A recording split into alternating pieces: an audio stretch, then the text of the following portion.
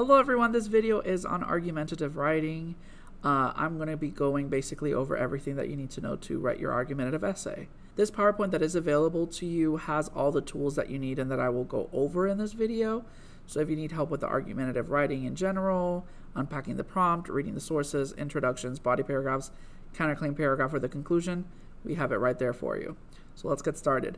So this is the learning goal. We are writing arguments, of course, to support claims in an analysis of substantive topics or texts using valid reasoning and relevant and sufficient evidence. So argumentative writing in general. When you write an informative essay, you are explaining a certain issue or topic and don't usually offer any sort of opinion. However, when you do write an argumentative essay, you are arguing a certain position and persuade your readers by using evidence to support it, and that is really important. So these are the steps that you have in writing an essay. You have to first unpack the prompt, 2, read the sources, 3, plan, 4, write, and then 5, a super important step, which is to revise your essay. So let's start with step 1, which is unpacking the prompt. How do you unpack the prompt? So it's super easy. You just got to look for 2 things. The first one is to look for your verbs, actions, the things that you, the person writing the essay, are going to be doing in the essay. And then 2, what you are doing with those verbs. This is not only going to help you figure out what you are doing with your essay, what you are going to be writing, also it'll tell you if it's going to be informative or argumentative. So let's practice really quick. Here's an exercise that says write an essay to your state senator in which you argue in favor of keeping the Electoral College or changing to election by popular vote for the President of the United States. Use the information from the text in your essay. Now, the first thing that you're going to look for are the verbs, the action that you have to take. So here it would be write, it would be argue, and use. And then what are you doing with those verbs? What are you writing? An essay to your state senator. What are you arguing?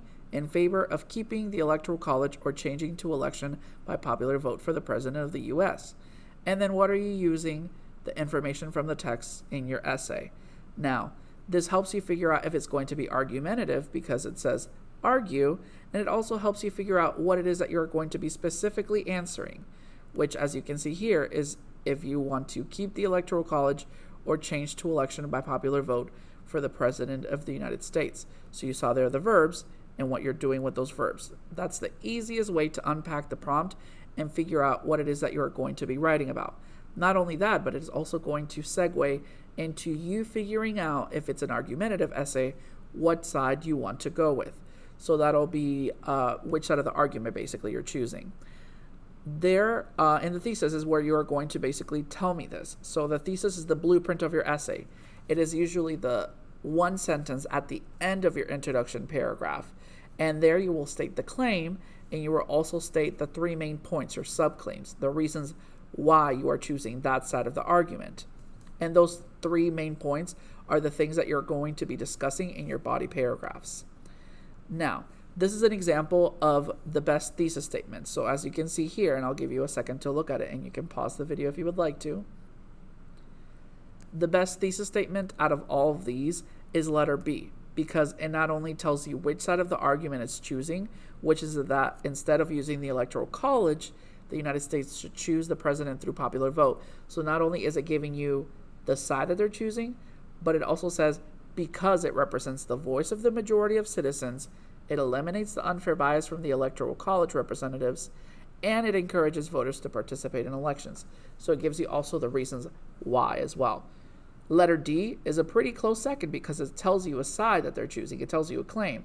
It says that the Electoral College should be kept to vote for the President of the United States, but what it is lacking is the reasons why, the subclaims.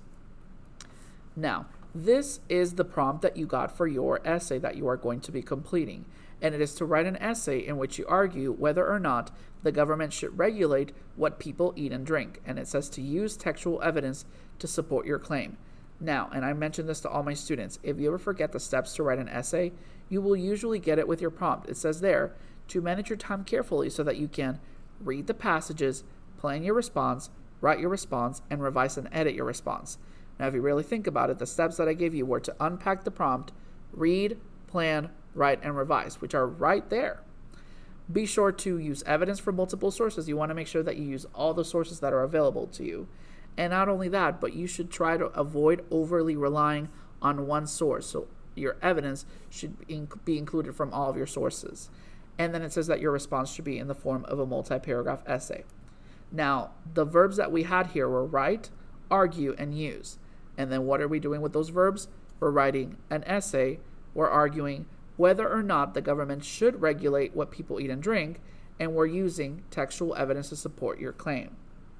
Now, this is part of the assignment that some of the classes are doing, but it also helps you out just in general if you're trying to figure this out. So the prompt that we received right there, this one that we just saw, it is indeed argumentative. How do we know? Well, there were specific words in the prompt that helped you figure that out. They were argue, whether or not, and should. Now, what are the two sides being presented here? Well, you have to make a decision because the two sides being presented are the government should regulate what people eat and drink, and the government should not regulate what people eat and drink. Now, the next step is to read the sources.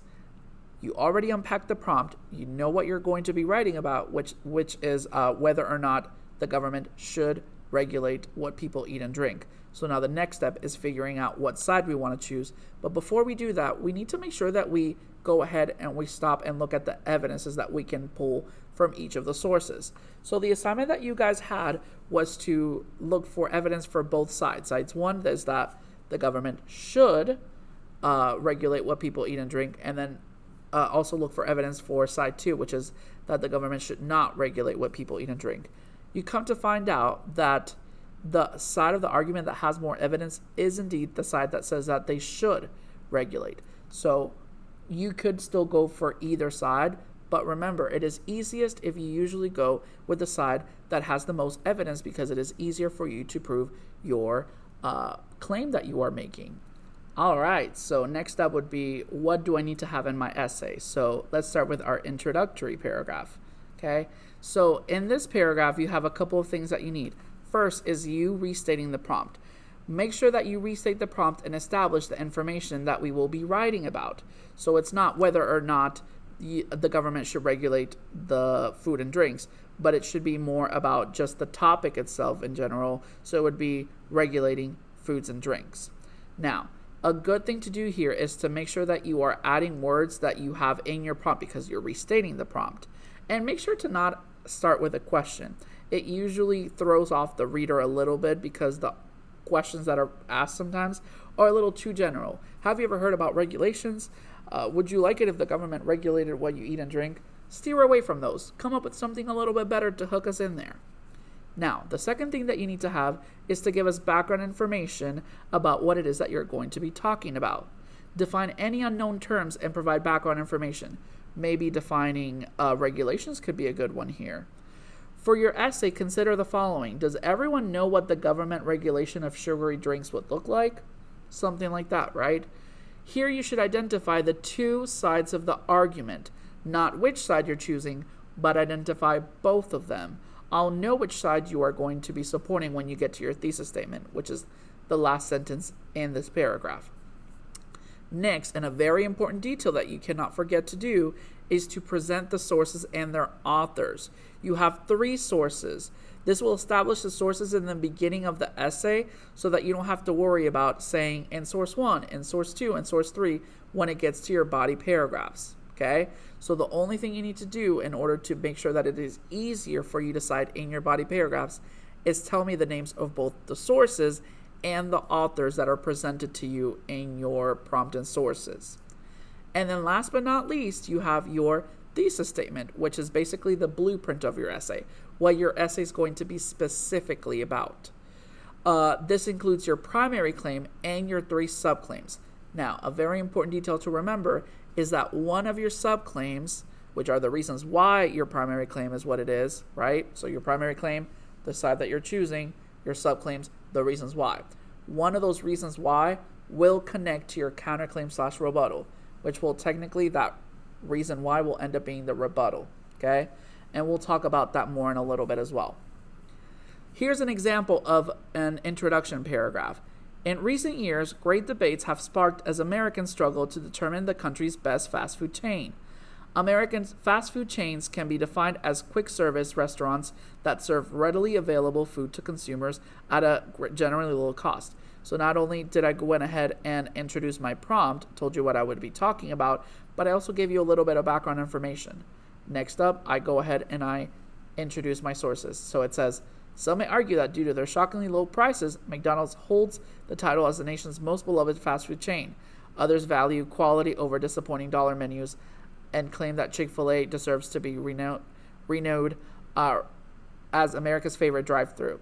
In Once Upon a Chicken Nugget by author Jack Black details careful calculations that are necessary in order to create the luscious chicken nuggets available at Chick-fil-A. Author Anita Sunday, in her article, Some Milkshakes Brings More Boys to the Yard, offers a cross-food chain analysis on varying qualities of milkshakes available at popular restaurants. So not only did I show you both sides of the argument, but I also gave you both of the sources that I will use in my essay. And then last but not least, I give you what my essay specifically will be about, the side of the argument and the reasons why. And here it says that Chick-fil-A is the best fast food chain because of its excellent nuggets, milkshakes, and dedication to providing high-quality ingredients to their customers. A quick note about your thesis, though. When writing your thesis statement, your third point, as I talked to you about it before, should introduce or connect to your rebuttal.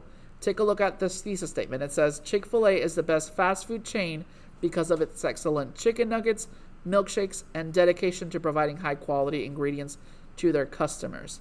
My counterclaim will be something along the lines of, some may say that McDonald's is superior because of their addictive fries, which connects to dedication to providing high-quality ingredients to their customers. And then the rebuttal should look something like, however, the waffle fries at Chick-fil-A are fried using the finest canola oil rather than the filthy lard that McDonald's is famous for. So not only did I show you the other side of the argument, but I also brought it back to my side of the argument that connected directly to one of the subclaims. And we will go over it again in a little bit. In my thesis, I still have given you a preview of what my third paragraph will be about. Now, body paragraphs. You have 3 body paragraphs to do. Your first and second, obviously, you will be proving your side of the argument, your subclaims, so your first 2 subclaims. In each body paragraph, you should have a transition word. A transition word is basically something that makes your paragraph runs a little bit smoother. Some words could be to begin with, first off, let's begin with, first, something like that, right? In your Canvas, you should have a link to specific transition words that you could use. Next up, rewrite the topic for the first subclaim from your thesis as a topic sentence. So take whatever subclaim it is that you're talking about in that paragraph and use it in a topic sentence. Tell me what that paragraph is going to be about. You will tell me in each paragraph one reason why or why not the government should regulate our consumption of sugary drinks. Remember, you wrote a thesis statement with your subclaims, so you don't have to change it up. Just stick to those things that you told me in your subclaims, the reasons why. Next up, super important, make sure that you add evidence and elaboration in your body paragraphs. Look at your regulation of food and drinks prompt and sources because you already started annotating for evidence. So use the evidence that you annotated there. Your elaboration should be longer than your evidence. Don't just restate the quote, explain it to me and how it shows that the government should or should not regulate drinks. How does that quote that you added there, how does that evidence prove that they should or should not regulate food and drinks? You should have at least 2 pieces of evidence and elaborations per body paragraph. And don't forget to cite. When you cite is when you give credit to where you got your information from, your evidence. Now, you can do 2 things. You can just start by saying, in Black's article, like we said for the Jack Black article, he mentions that, and then you give me the quote. I already gave credit where credit was due. I already told you the author, so that's it. Or you could also, if you're just adding the quote, you could go ahead and after you're done quoting in whatever sentence it is that you put your quote, you go ahead and put an in-text citation. So it would be basically putting the quote and then in parentheses, the last name of the author and the paragraph number that you found it from, as you see right there on the PowerPoint. You do not need to have a comma in between the 2, and you do not have to put pair for paragraph, short for paragraph. There, all you have to do is put the last name and the paragraph number, and then the period would go after the citation, so after the closing of the parentheses.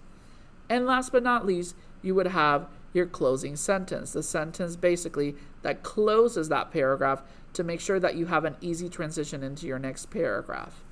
These are transition words, by the way, that you could use in your text. These are also in your Canvas available to you.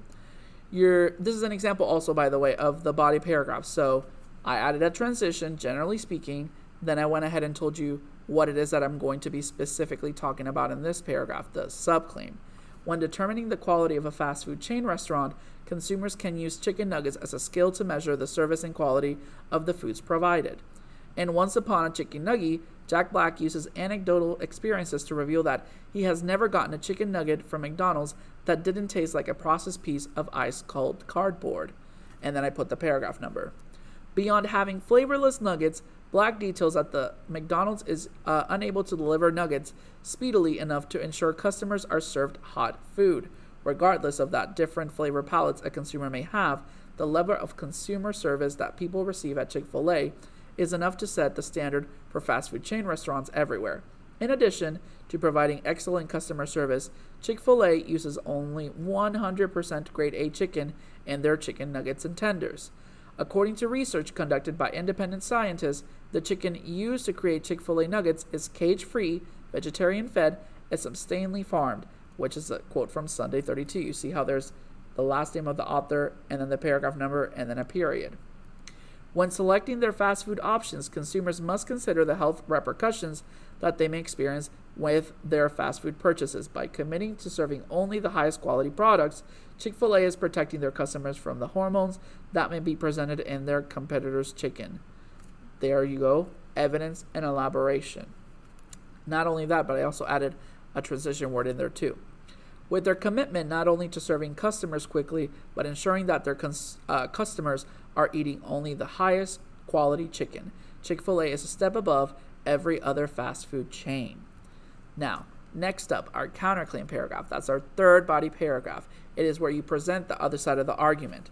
So as the body paragraphs that we saw before, we added transition words, which some examples that you could use here could be contrary to, some may argue, right? And then tell me in a topic sentence what you will be supporting. Some may argue usually just goes in the counterclaim itself. So if you're just going straight to the counterclaim, you could use it there. Otherwise, just contrary to, additionally, something like that could work. Next up, tell me in a topic sentence the topic that you will be supporting in your subclaim 3. Tell me, merely introduce the topic that will segue, that will go into your counterclaim, because then you'll go ahead and tell me what specifically the other side of the argument that you are presenting is. Here you will show the other side of the argument that will tie to your rebuttal, which is your third subclaim. This should start with a transition like some may say, some may argue, or even on the other hand. And make sure you do not add evidence to support this. You technically could, but you want to make sure that your side of the argument is stronger, so just stick to that one. Not only that, but are you not only showing the other side of the argument, but you're also bringing it to your original side, which would be your rebuttal. It's basically, if you think about it, like an Uno reverse card. Your counterclaim is you putting a reverse card, and a rebuttal will be putting a reverse card on top of the reverse card. So it would just go back the original way it was going. Your rebuttal is when you tie it back to your original argument. So you show the other side of the argument, and then you say, however, but, or nonetheless, and then you tell me why your argument is still stronger. And then you do the same thing as you did before, where you add evidence and elaboration, including the citations that we talked about before. And not only that, but you also wrap it up in a closing sentence. This is an example of a counterclaim body paragraph. Additionally, transition word, whenever talking about this fast food rivalry, the topic of the dedication to providing high quality ingredients to their customers is another topic of discussion. So I introduced you which basically of the subclaims we will talk about, which is food quality. Okay? Then I give you my counterclaim. Some may say that McDonald's is superior because of their addictive fries. Showed you the other side of the argument. Now let's bring it back to my argument. However, the waffle fries at Chick-fil-A are fried using the finest canola oil rather than the filthy lard that McDonald's is famous for. Give you my side of the argument back. Not only that, but I'm going to go ahead and put evidence for my side of the argument. Black mentions in his article McDonald's fries have been frying in the same type of oils since the company opened back in 1955. This shows how McDonald's recipe has been a constant throughout the years. However, it does also show how they are not willing to change to create a healthier and different kind of taste. On the other hand, and I also added another transition into my next quote, Chick-fil-A has always been dedicated to creating not only delicious but also healthier choices for our customers. So we have an ever-changing menu to all targeted audiences. Sunday 14. So I give you again the author and the paragraph number. Not only does this mean that Chick-fil-A is using higher quality products, but they also care about the food they provide their customers who may have specific dietary restrictions. And then I just wrapped everything up at the end of it and said, dietary restrictions have been a big part of menu adjustments in the last couple of years, and Chick-fil-A has made sure to cater to the needs of all of their customers. Now, the last thing in your essay is your conclusion. Your conclusion is super easy. You only need 3 things. 1, a transition word, which you already know about. 2, to restate your thesis. Tell me or remind me what you talked about specifically in your essay, which was you telling me whether they should or should not and the reasons why. And then last but not least, give us some food for thought. Basically, leave the reader with a final thought. Why does this topic matter? Why should we care that we have a voice in what we get to eat and drink? What would happen if there were not regulations on food and drinks? This is a good place for you to put your own personal voice on the matter because you already discussed what side you wanted to prove, and you also added evidence. So adding a little bit of personal voice here would not really throw that off too much. Here's an example of a conclusion. Overall, there's a transition. Regardless of your flavor palette, Chick-fil-A has been offering excellent nuggets, milkshakes, and has shown dedication to providing the highest quality ingredients to their customers. So I gave you again my thesis statement and the reasons why, right? So my claim that Chick-fil-A has better, and that it has the highest quality products, it has the best nuggets and milkshakes. So I gave you claim and subclaim again. And then not only that, but I gave you some food for thought. Why should this topic matter? I added, this is a must when it comes to choosing what you decide to eat. Not only do you want to get your money's worth, but your stomach will be thanking you after. In today's world, there is little time for families to sit and make a home-cooked meal every day. In the meantime, fast food restaurants provide an easy way to make sure that your family is fed. Next time you are looking for a restaurant, choose Chick-fil-A. After all, it will be their pleasure to serve you. Okay, so I added a little food for thought there. I added a little reference to the Chick-fil-A slogan. So there you go. And that is pretty much it. So we went over how to unpack the prompt. We talked about how to start planning, how to read the sources. We talked about introductions, body paragraphs, and even more specifically, the counterclaim paragraph. And we also talked about conclusions. I hope that this all helped you, and I know that it was a lot of information. But if you need to watch it again, stop, watch it again. Go to the specific part of the video that you're struggling with, because it is super helpful to go over these a couple of times to make sure that you know what you need to have a successful argumentative essay. Bye.